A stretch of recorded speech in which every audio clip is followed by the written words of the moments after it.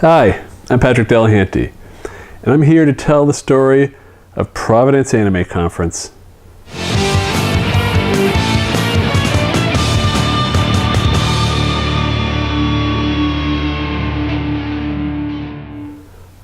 On March 8th, 2007, I proposed the idea for Providence Anime Conference to the New England Anime Society.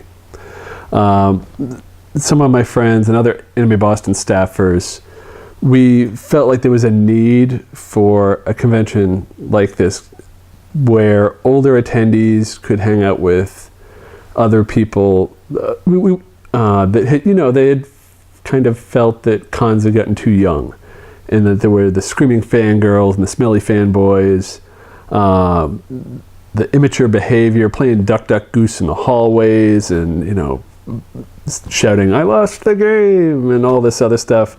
And so we thought it was driving people away from conventions, the older, more mature attendees. And so we wanted something that would appeal to those people and draw those people in. And so that's really what gave us the idea for Providence Anime Conference.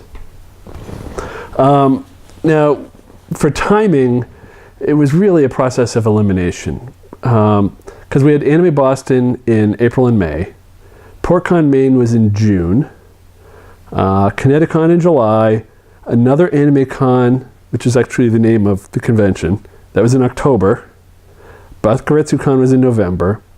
And then December through March, you have winter storms. So we didn't want to have it during winter storms. We didn't want to have it near another convention. So we kind of figured, okay, September. That's really the only time. August and September were the only times in New England without a con. So we figured, we'll aim for September. Some of those cons have moved around since then, and even during our planning, they moved around. So we moved it to October. In selecting a location, we picked Rhode Island because it had never held an AnimeCon. And because we had done Anime Boston in a large city that never had an AnimeCon, we figured, okay, we'll do it in Rhode Island. We'll have the same kind of success. They need a con. Plus, the Rhode Island Convention Center is there. And it's also attached to a mall and a hotel, like the Heinz Convention Center in Boston. The room capacities and the function space available in the Rhode Island Convention Center was really good for a mid-sized convention. And so it seemed like an ideal facility for us to use.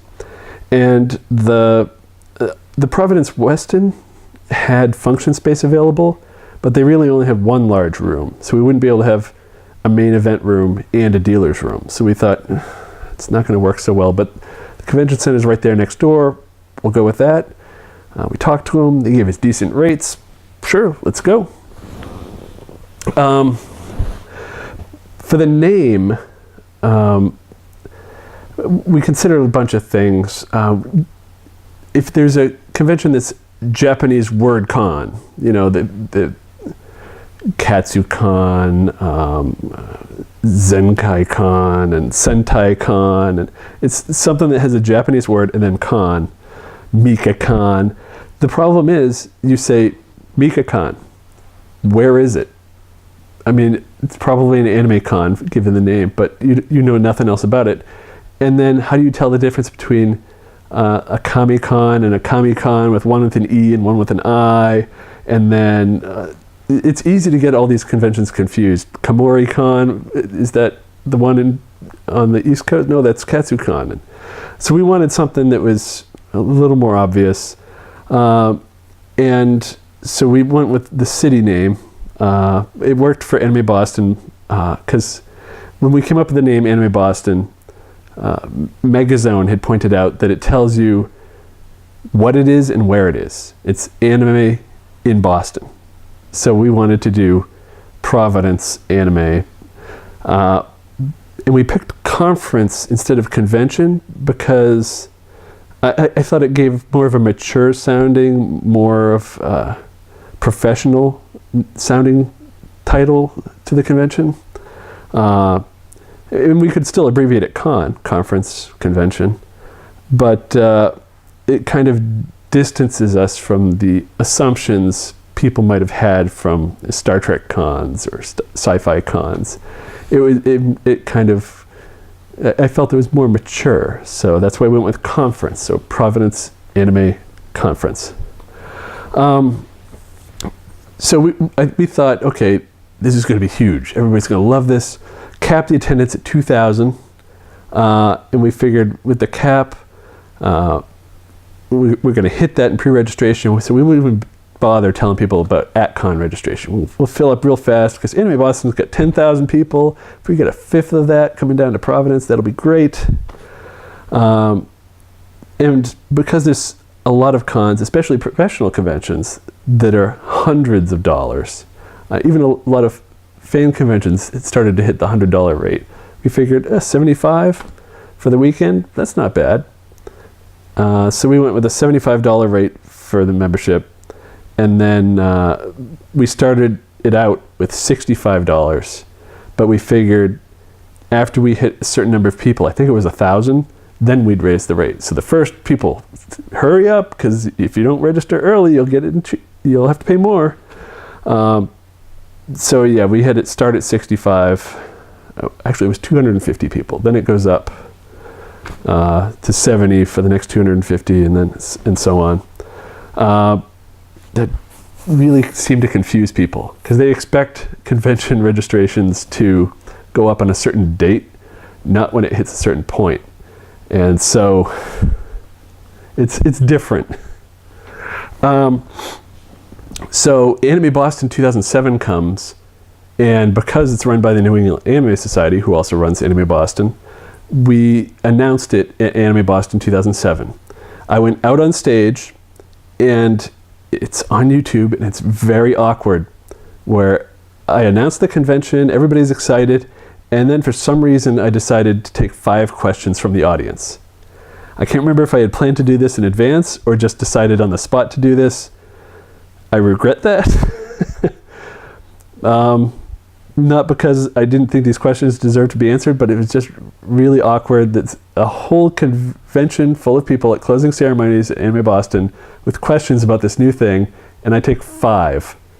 And you know how Q&A goes. It's not great. So anyway, we launched the website right after that and put a frequently asked questions up. And so that helped, but there's still a lot of questions about what this will be. And a lot of us weren't really clear on that either. So it had been announced. It's public knowledge now. Some websites wrote articles about this, like, oh, this sounds great. And then we spent time staffing up. So we approached some existing Anime Boston staff to see if they're interested in staffing Providence Anime Conference. We tried not to have people be executives at both conventions because we were afraid of burnout. We thought if somebody's like a director at both cons, they're going to have too much to do. So let's avoid that. But in doing so, that really raised some animosity between the staff because people saw it as them being snubbed, like, oh, I'm not good enough you don't want me involved with your con? Huh. That's not what we were doing. We were trying to save them the headaches of having to staff 2 cons at once. Like, planning a first-year con is a lot of work. And planning Anime Boston's a lot of work. So in the end, a lot of the Anime Boston staff ended up viewing Providence people as like an elitist clique. And that's not what we wanted. And it was actually a while before we realized that this was happening. So we weren't able to address it for months. Meanwhile, we're doing promotion for Providence at other conventions such as Anime Next, and I think we're at New York Anime Festival. We had a table at First Night Boston. It's part of a family-focused anime program on New Year's Eve in Boston.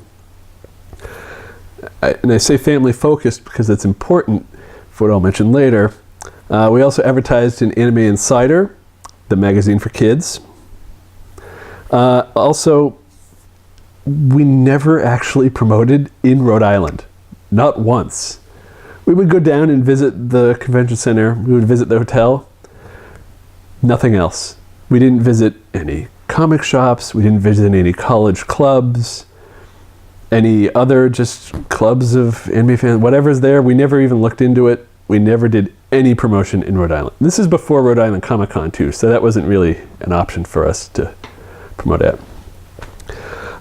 So then a year passes. We're still planning the con. It's Anime Boston 2008. This is in April, and our convention's in October. And so we had a dealer's room booth at Anime Boston to take pre-registrations. And we had asked for a panel so that we could talk and hype up Providence Anime Conference and like really promote it.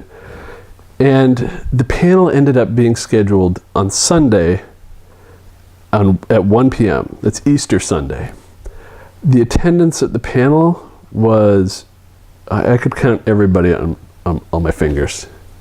There were probably as many panelists as there were people at the panel. Now, Anime News Network was there, In It Cool News was there at the panel, but not much else. And that was really the first hint that I had that there was a problem. At the time, I wrote it off to, well, it's Easter Sunday, there's not a lot of people at the con, but yeah, it'll still be fine. Well, no. Right after, well, let me back up a bit. Anime Boston 2008, to a lot of people that were there, will remember this as, quote, Line Con. There were, let's say, some issues with registration, and it caused very long at-con registration lines. Because it was Anime Boston's registration system used the same system as Providence, and because Anime Boston's pre-registration went up late because it took time to redo from scratch for some reason, it also delayed Providence pre-registration from going online. And so Providence, because everything was focused on Anime Boston, Providence pre-registration didn't go online until after Anime Boston. So following Anime Boston 2008, the pre-registration for Providence finally launches, and we waited for that flood of pre-registrations. Well, we waited more. Yeah, they didn't come. And that's when we realized we had a really big problem. So the chairman of Providence Anime Conference at the time was also the head of Anime Boston's registration. Remember what I said earlier about trying to avoid being burnt out? It didn't work because he was head of registration for Anime Boston and head of Providence Anime Conference. He got burned out. And because of all the issues and the headache with dealing with Anime Boston registration and the long lines and taking a lot of the blame for what happened there, he resigned from Providence. So now we've got a convention with clearly issues with people registering and no chairperson. So in the meantime, Mara, the vice chair, took over, and eventually Christian, who was head of the exhibits in the dealer's room, he took over as chair and had to kind of figure out how to right this ship, this sinking ship. There was a lot of thought given to try to figure out what to do about the lack of attendance. The guest booking continued, but it changed because instead of looking for academic guests and industry, we really just needed names. We needed names people would recognize that would get butts in seats. And kind of butts in seats became our motto. That's really all we were trying to do. So we went with Chris Ayers was booked because he's a director and a voice actor, so he could talk to both parts of that. So it's kind of 2 for 1, and he runs some great panels. But we wanted more academic names, but we really we knew we couldn't afford them anymore. And so we had to go with bigger names. And we also eliminated all pre-registration price increases.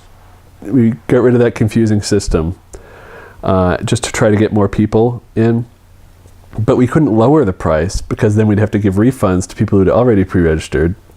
And if that lower price didn't attract more people, then we're just giving away money. So we decided, okay, we'll just keep the price at $65 and hopefully more people will come. There was the budget for promoting the con, but it didn't really get spent.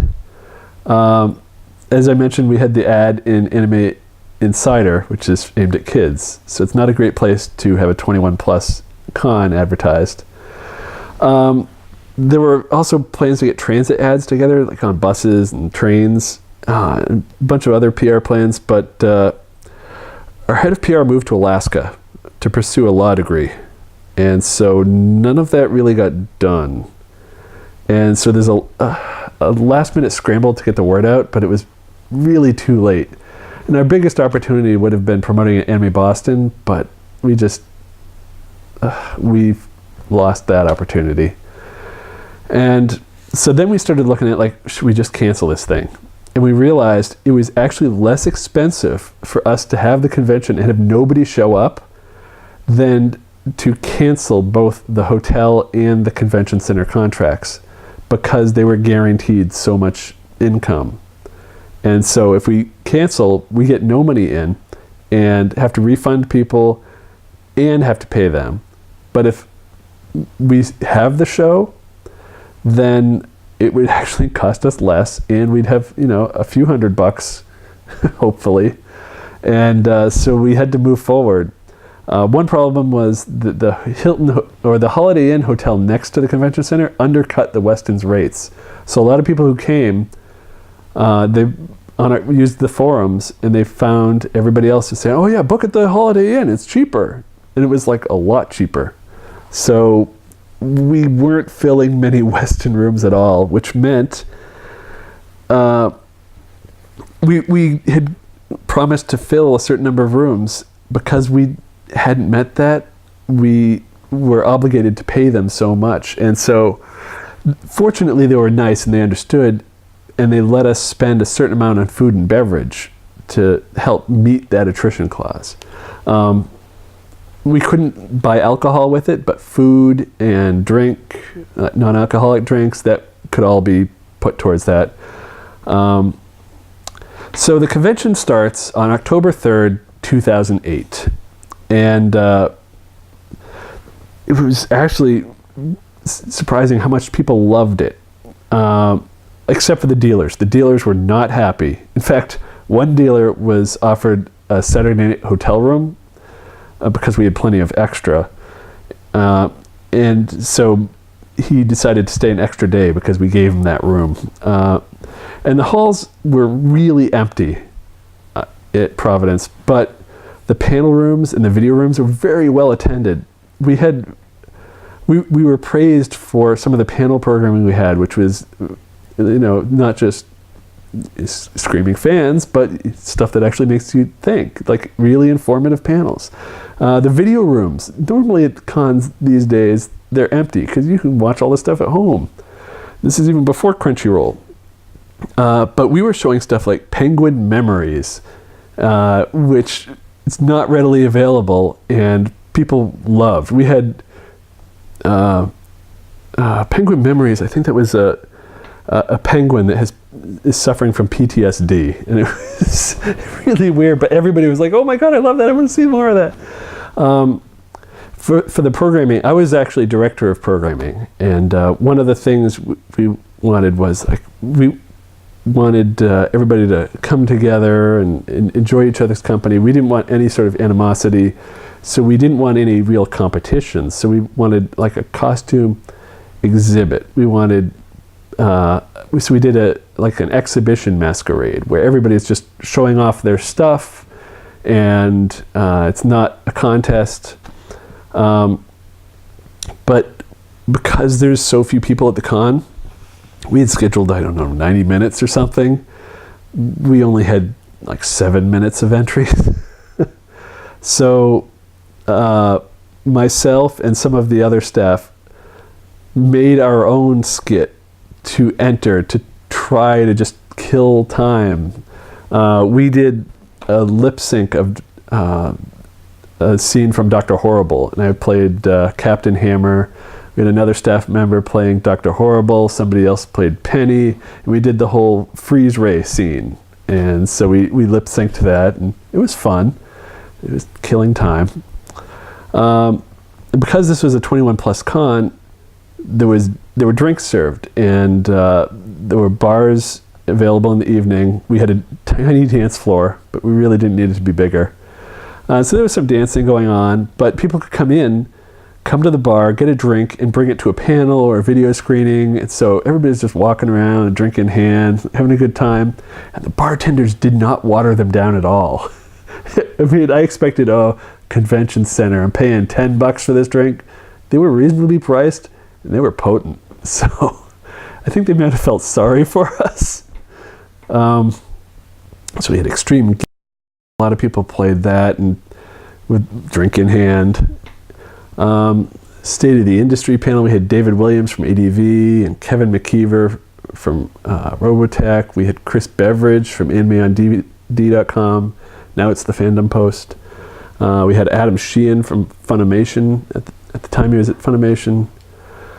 So the con, the feedback panel, I remember, I was trying to drag out any negative things people had to say about the con. I'm like, everybody just keeps saying, I love this, I love this, this was great. The only complaints people had were everybody saying, there needs to be more people. Like, well, yeah, we know. Bring friends. The other complaint I think we heard, it was something about the manga library. Like, I think somebody was talking in the manga library at one point. And that was it. That was like the main complaint of the con. Like, come on, tell us what's wrong, because we thought maybe we'll do it again. We want to know what we have to fix for next time. What crazy ideas do we have that didn't work? Like, nobody complained about the tiny dance floor. Nobody complained that the masquerade didn't have prizes. People just like, this needs to be promoted more. More people need to know about this. Yeah. And then the convention's over, and the staff retires to the dead dog party. And let me tell you, because of this attrition clause, and we had essentially money to burn that we had guaranteed we'd spend at the hotel, we had so much food. You can see here, there's a picture of a salad that was available.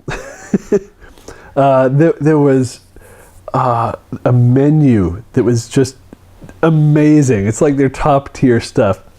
Soup du jour, there's a Caesar salad, mixed fields greens, and prime rib au jus, chicken piccata, farm-raised sea bass with watercress cream.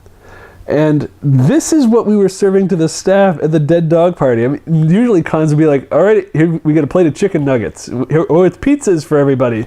We've got like the finest meal in town because we had the money, we had to pay.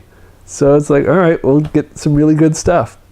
Every staff member had their own room. Instead of having to squeeze in 4 people to a room, it's like, all right, we got all these rooms. Everybody gets their own. And usually there's the policy like, oh yeah, no non-staff in rooms. We're like, yeah, if you want to bring somebody down, bring them. We just need butts in seats. So, and then the morning after, there was a breakfast buffet for all the staff. Usually, dead dog party's over, everybody goes home, that's all. We kept the food coming. So everybody stayed on Sunday night, Monday morning. They went home with full bellies from a huge breakfast buffet. And so the legacy of Providence Anime Conference, we've got so much praise for this con that failed. Peter Cohen from Macworld at the time wrote, "If all the people who had asked me about Providence Anime Conference had actually gone to it, it would have been a financial success." Kevin McKeever said, "While PAC attendance was low, it was a landmark event as con people still ask me about it and want to know more." Mike Toole says, "It was a hell of an idea, I must admit, a 21 plus convention geared towards academic discussion and creative programming." Ain't It Cool News says, "There's an extent which thinking and learning about anime manga becomes as much part of the hobby as actually consuming the media. In addressing that, PAC brilliantly succeeded in filling a niche in the convention landscape." Reverse Thieves wrote, "I really liked Providence Anime Conference. I don't think it was able to live up to all its ideals, but PAC did a good amount of what it wanted to do in only its first year. I saw no attention whores in the hallways. Most everyone asked intelligent and thoughtful, provoking questions at panels." And I mean, it goes on and on. A weekly anime review says, "It was a great convention. We had a blast. I really hope to see more cons like this in the future." And so everywhere I looked, people were writing praise for this convention, which was a financial disaster. I think it was years that the New England Anime Society had to deal with the financial burden that this event caused. So a lot of people were saying that, like, "Oh, I would have gone if I knew about it." Yes, if we just promoted. So right now, the Providence Anime Twitter account currently has 1,371 Twitter followers, and it hasn't tweeted since 2009. If every one of those people or bots had actually come to PAC, it would have been a financial success, and it would have kept going. But kind of the legacy lives on in the form of two other conventions that have actually cited PAC as their inspiration in some way. There's Sangawa Project and the relaunch of Ushicon. Sangawa Project, I think, is in Pennsylvania, and Ushicon's in Texas. Also, Anime Boston has since added a 21 plus lounge and academic programming. So some of the stuff we tried has clearly been a success and influenced other events. But yeah, we did learn a lot at Providence. Really, it's hope for the best and plan for the worst when it comes to finances. The biggest mistake we made was making assumptions of the attendance based on an established convention. At that point, Anime Boston had been around for 5 years, and it was in a town where we heavily promoted, and they had been dying for conventions. But, you know, running this later, it didn't work out. We should have planned for something smaller. Also read contracts carefully, especially with room blocks, because we just gleefully assumed we'd have tons of people, it wouldn't be a problem. And we also didn't plan that the Holiday Inn would undercut us on those hotel rates. We wouldn't have filled the room block anyway, but it wouldn't have hurt so much. And don't stress those staffers too thin with 2 cons worth of work, because that bit us too. By not opening the pre-registration before Anime Boston 2008, we didn't realize until too late that there was going to be an attendance problem. If we had known, we could have done more promotion at Anime Boston. And we should have followed through on plans to promote the event and get the attention the event the attention it needed. Could something like this succeed now? I think the internet would help promote. Get that out on Facebook now. But there's too many cons. There's already places people can go. The older attendees, I think it's less of a problem now because there's more and more people going to more and more cons.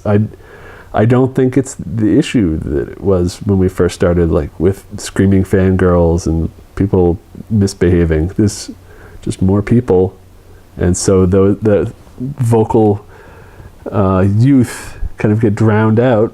There's more like-minded individuals. So yeah, I don't know if it would succeed now. I know it would still be a lot of fun. I'd go. I don't know if I'd put it in Providence though. But so that's the story of Providence Anime Conference, how it came to be, and what happened. I hope you've enjoyed. If you have any questions about Providence Anime Conference, I'd be happy to answer them. You can email us at podcast@animecons.tv or leave us a voicemail. If you were at Providence, we would love to hear from you. Both of you. I think the final attendance is around 300 people. So you can call our voicemail line at 762-ADEQUATE. That's 762-233-7828. And yeah, would you go to a con like this? Let's see if it would succeed now. And thanks for watching. See you next time.